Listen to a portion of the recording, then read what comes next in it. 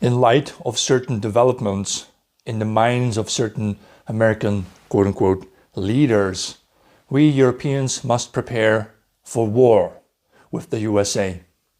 Because if Donald Trump and the people behind him pulling his strings really want to annex Canada and Greenland and Iceland, then Western Europe is next.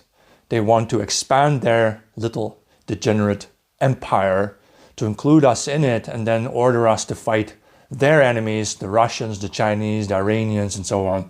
This may cost Europeans 100 million of their men's lives. We're not going to go along with this.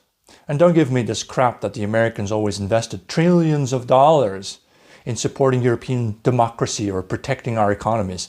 They didn't do that.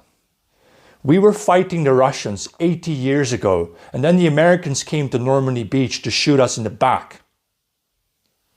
And then they colonized Germany and captured basically most of Northwest European economy. We became their serfs. We have been for almost 80 years the serfs of the Americans. And how did they reward us, really? Well, they destroyed our economy and then they bought everything up for the cheap. Germany, for example, German industry for a long time was serving the US consumer base until they moved that industry to China. Now China is serving the American middle class. But we in Europe still have a choice. We don't need to be militarily the strongest. We don't need to be economically the strongest. We need to be religiously and morally the best.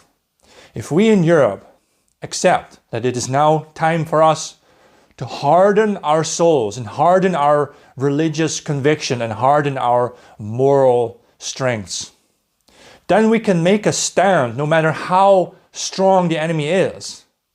Faced with a seemingly insurmountable enemy, the US, we can still choose our attitude toward it. And we choose to be strong and resilient. And we choose to be resistors.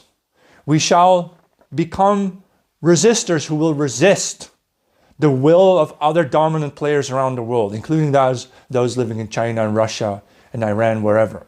None of these people will affect us if we would only realize that we can build our own strengths from within and choose our own destiny.